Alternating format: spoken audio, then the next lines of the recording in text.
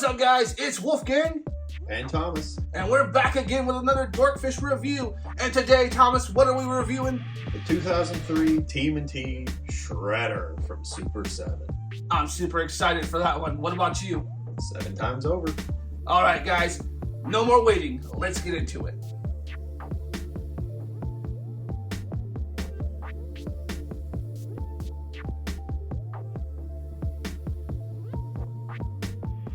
All right, and before we get started, Thomas here is going to give us a quick summary about this Shredder. So this Shredder is from the 2003 TMNT show, and this is by far my favorite version of this character because he is basically a robot-wearing alien that's just the big bad of the show from 2003 all the way up till the end of its run in like 2010. He's way more lethal than any other Shredder, in my opinion, and I just love this thing to death. From aesthetics to characteristics, this Shredder has everything you need to be the best big bad of any Shredder, in our humble opinion. But the question now is, does the figure scale up to the show? Now, as always, we like to start here with the box and accessories. So let's jump into that. And for the box, Thomas, take it away. So, taking a look here, you see we got a full open front where you can see the figure and all of his accessories displayed. You've got a lovely image of Shredder there in the front, the 2003 Turtles logo and his name. Unfortunately, there's nothing on the sides. On the back box, though, we've got a wonderful art. My only nitpick with this art is it really looks like Karai wearing the Shredder armor. It just looks really thin. It might just be the pose. I hope it's just the pose. But you've got a wonderful display underneath it of more art of him, his name, his warrior bio, and Nickelodeon and Super 7. But that's all for the box. Wolfgang, how about we look at the accessories? Starting off, you see two Shredders on screen. The one on the right-hand side is what you get in package in terms of what he comes with already attached to him, the two fisted hands and head. So, the other hands he comes with starts with these sword-holding hands here. You get a left and right. Both are pretty clean, and I like that they did the hinge right there, up and down, for holding the sword. Next, we have the striking hands. Wonderful for getting some of those kung fu styles. Both of them look fantastic, and the paint is amazing on these. Next, we have one open palm hand for the right-hand side, a falling hand, a striking hand. There's a couple of different uses for it, so it's pretty cool. I'm glad we have it. Next is the best accessory, in my opinion, the Sword of Tengu. Wonderful piece and holds a lot of significance to this character. I do like, I'm going to comment, I do like that they put the Utram on the hilt. Now, that being said, afterwards, we've got Oroku Saki's head. And they did a decent job there. The only thing that's different to me is, unlike the other characters in the line so far who have hair, he has no hairlines. It's just a flat piece. And lastly is Shirel himself that actually pilots the mech. Wonderful color on the eyes and the scar on his face. They made them pop so well and accurately to the show. And that's all there is for accessories for this figure. So, let's get into aesthetics.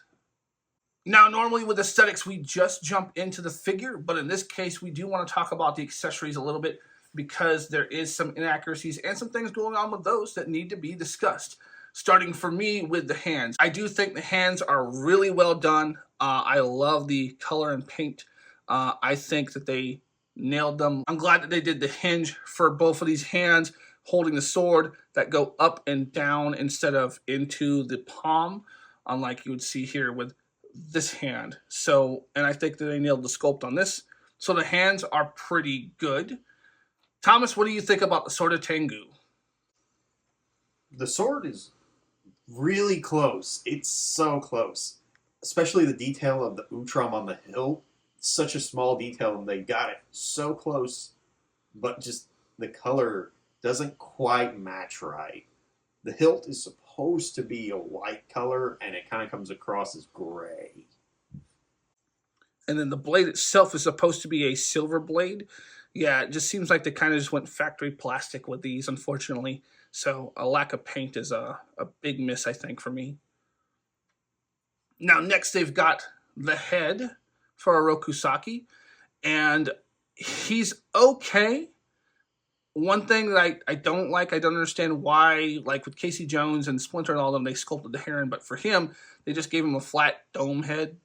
Looks not great to me. There's fuzzy lines on the actual hairline itself. And then it's a little worse in person than you can see on camera with this one, but the intense shading around the jaw and the brow on mine, this is actually Thomas's, but on mine, it almost looks Simpson yellow. So I'm not a big fan of the way they did the shading, and I'm not a big fan of the hair. Ultimately, this head is a miss for me. Then is Shirel, the actual alien. It's hard to describe. I mean, it's missing like some details, it feels like, to give him that slimy, grotesque look.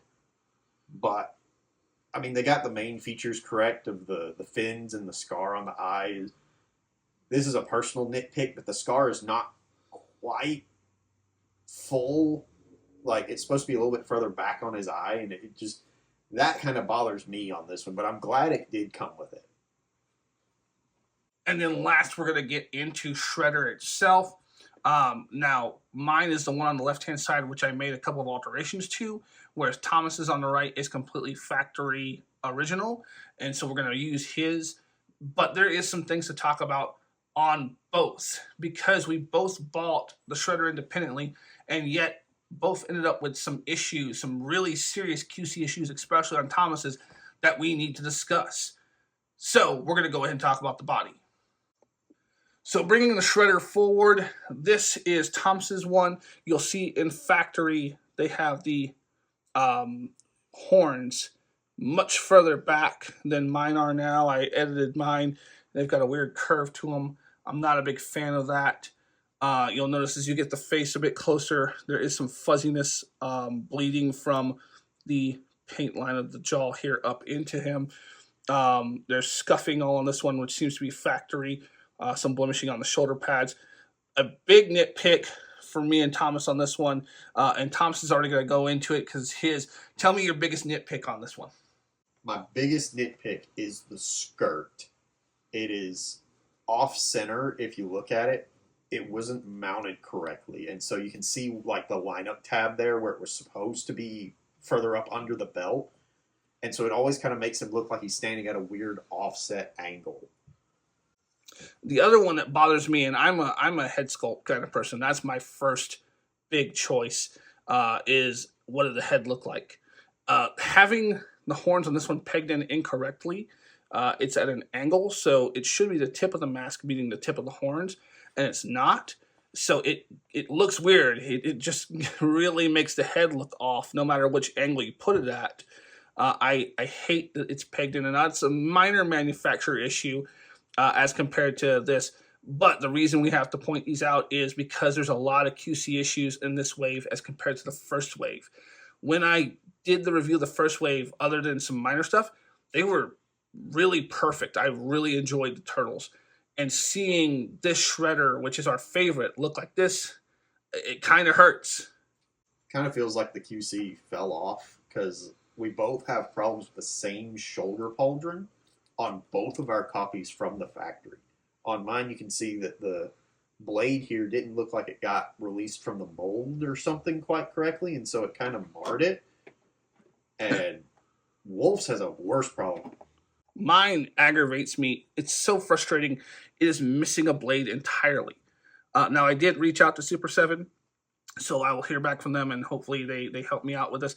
But you can see there's not even any glue in the pit itself, meaning it was just totally, completely missed. And that is so frustrating because unlike Thomas's, which sucks completely, his armor otherwise is perfect. This flap here is perfect. So just missing that one part is so frustrating because it's a $55 toy that's going to go up. This is practically one of the most important and popular shredders, I think, in the fandom.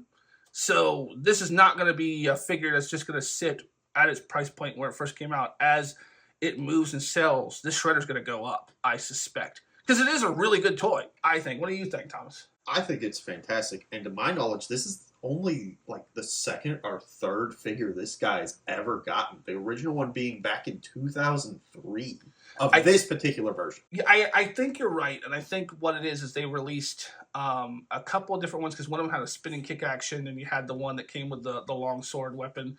And that longsword one is the one that got re-released when they re-released the 2003 toys. But that's it. There's not been another version built. So this is going to be everyone's go-to of this shredder outside of a custom. So, just some minor things like that. One thing I have noticed sitting here looking at them is the pendants. The pendants look a little off on one of them. I don't know whose is technically off, but... Mine, I think, is actually the one that's off. I was going to talk about that. Yours seems to be pretty straight up, whereas mine, and it can be a minor adjustment, but mine seems to be stuck. And I'm not sure if that's a glue thing or what. I'm going to have to take it apart and put it back together to get it right, it seems like, unfortunately. But yes, my pendant is off. So those are some of the issues we ran into. Now, something that I put both side by side I wanted everyone to see is if you look, you see the horns from the side. I edited mine. I think that it looks significantly better edited. Even if you pull them down there, you see the difference. Just the way these are long and kind of taper off, whereas these feel like the horns from the show to me. So I did a little editing. It's not hard to do, and I think it makes all the difference. Now, enough ragging on the other aesthetic issues. What do you think about the figure overall, aesthetically speaking? Aesthetically, I'm very happy with it. Personally, I think it's a slight shade off, but that's such a minor nitpick, and the show had a problem of consistency with colors and shading and all that. So this is just overall across the board the best representation of, like, I guess the color he had consistently. Yeah, it was interesting because if you look at the promotional photos for him, which I'll put some up on the screen, the original promotional photos, which made it as far as being on like the DVD box sets and some of the other stuff, he was blue, not silver. And then when the first time you see him in the cartoon, if I go back and watch and remember correctly, he was almost a dark gray with no real blue hue to him. So this seems to be a hodgepodge, that gray and blue mixed together is what it feels like. I don't hate it. I actually like this look. So I'm with Thomas on that. I've done some photo shoots with him, and I think he pops really well. One last thing aesthetically to talk about, I think that's important for this, besides the joints. The joints, I think, all work well and look good. Nothing looks really off for me.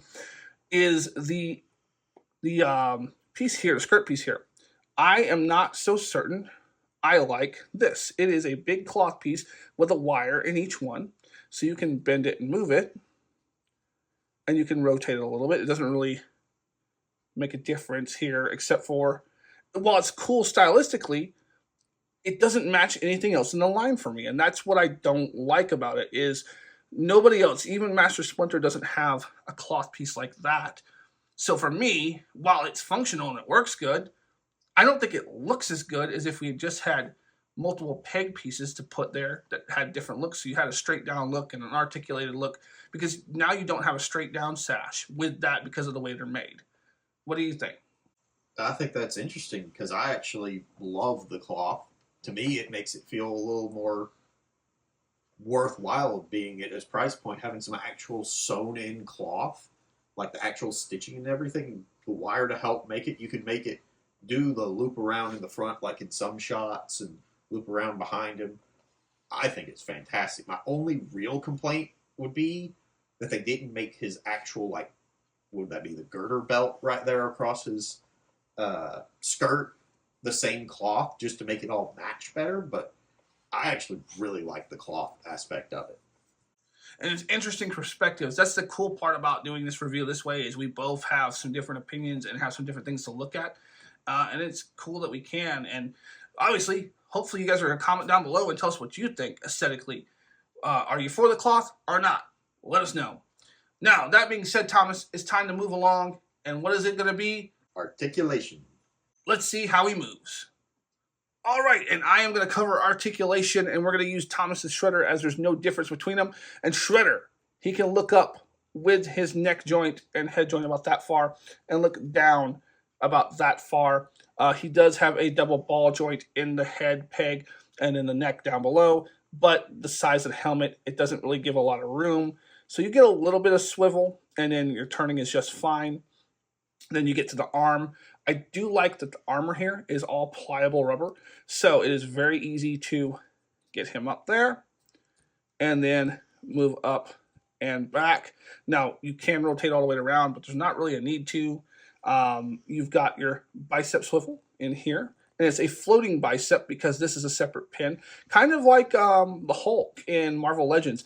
The bicep is the floating piece. It's a double jointed elbow.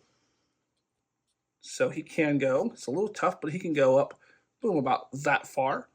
And you've got gauntlet or forearm swivel there as well. And then you've got your regular hinge and pin wrist. And it will pop out if you're not careful. But that's the arm. Then you have your torso. Now the torso on Thomas's is a little better than mine. I'm not certain if there's something stopping mine or what the case is, but he can move forward just a touch more, but not a lot. And there's really no backwards crunch. So there's really not a lot to his torso. Side to side is really minimal. You can turn him pretty easily. So that I like. And then you've got the same kind of thing at the hips. And that seems to be more of a ball peg. So you get a little bit of rotation, but not a lot.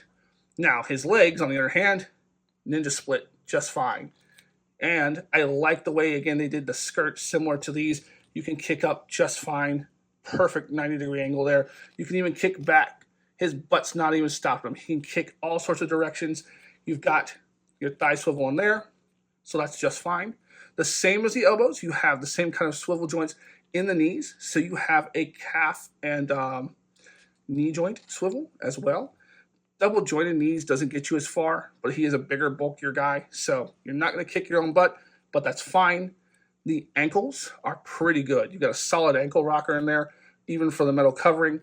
Ankle all the way back. Look at that. And ankle about that far forward, which is pretty good for him, all things considering. So, articulation-wise, I think the biggest issue I have is his torso and his head. He can't look far up. So, like the scene where the water tower is falling on him, you know, unless he's laying on his back, he can't look up and see that. Looking down towards the turtles, he can kind of do, but you can't do like a almost chest-to-chest style where he's looking down past his own pecs. No, you're going to have a little bit of space between them to get that look. So just something to think about. And then his torso articulation is absolutely horrendous. I'm probably going to pop mine open and see if it's just a way you can edit the joint to get more articulation out of him, because that original photo they show when they announced the figure has him with crazy ab articulation that he just doesn't have here. So I'm going to say he has good articulation for the most part, but he is lacking, and that is unfortunate. Now, with all that being said, we're going to move along and let Thomas take over for our size comparisons. All right, for size comparison, we're first going to start off with, from the same line from Super 7, the 2003 Leonardo and Splinter. I think this scaling is fantastic with him being so much drastically bigger than the Turtles, which is really accurate to the TV show because he was about this much bigger than them. I love that they size and all to the Turtles perfectly, and I think it's a fantastic scale for Splinter because it really did show the drastic size difference between Shredder and the Turtles and just how big of a menace he was to them. So next up is the Super 7, the Foot Ninja, and Marvel Legends, the Hand Ninja. And looking at these guys, I think the Foot Soldier is just a smidge too tall. Just Shredder was always like a head taller than his henchman, and I think this ninja is just a little too tall. And I find it interesting because I was informed that the hand ninja here is basically an inch per foot, so he's supposed to be like a 6 foot tall in the 6-inch scale. And I think that scaling is perfect because Shredder is such a, like, supposed to be like 8 or 9 foot tall in this armor, and I think that just works so well if you want to scale with your 1/6 guys. Here we have the Eastman and Laird NECA Splinter, the NECA 2012 to 2013 Shredder, and a Mezco custom Shredder. And looking at all these guys standing around, I think this is really good because this Shredder, again, was in his base form in the armor, the biggest Shredder we've had. I think he scales fantastically with the NECA 2013 Shredder there because he was just a standard dude in armor. I think the Rat is hilarious to look at next to him because of how imposing he is. All of it just scales really well. And with all that being said, guys, we're down to our final thoughts. Tom, what do you think? I think it's a fantastic figure overall, especially if you just want a good Shredder from this particular one in your collection. That's the whole reason I actually got this guy. I agree. Overall, I think the figure is, for the most part, pretty good. There are some gripes and some things that they could have done differently or better, but taking away all of the QC issues, my biggest hangups are just a couple of things in articulation. Take away the QC problems that we've had, and this figure, for its price, I think is very worth it. I don't think it's the best in the line. I think in this case, for this wave, Splinter happens to be the best figure. He is bar none one of the best Super 7 toys I've ever held. But the Shredder is very imposing, like you said, looks very slick, and is very pretty on camera. I like how he looks. So I can forgive some of the QC issues. What about you? At his price point, I think they're a little more unforgivable, in my opinion. Solely because my main focus is not these, I guess, higher-end Super 7 figures. They're more mainstream figures, like Transformers Studio Series type figures. And the fact that this guy doesn't do anything but pose and just kind of intimidatingly stand around, I feel the QC really does not live up to his price point, and I feel he should be between like $10 to $15 cheaper if this is the level of QC on all of these guys. With that being said, we both did, again, reach out to Super 7 to see if this is just a bad batch we happen to get, or if this is going to become a widespread problem across the board. I'm hoping, honestly, that it's just a problem that we got. I would hate for other collectors to get them, and I would hope that we could get it rectified. But, I mean, we'll make updates as that comes. Otherwise, we have to judge based off of what we have in hand. And I think there are some things, design choices they made mistakes on. I think there are some articulation problems that are really not good. I think at the price point, how good he looks otherwise, I am willing to spend that money. But I'm just going to tell you, be careful, because there's a chance, if this is a widespread problem, you may end up with quite a few issues. But that's just me. So ultimately, I am going to suggest him. What about you, Thomas? If you are a diehard 2003 Shredder fan, I'm only picking this guy up out of this line.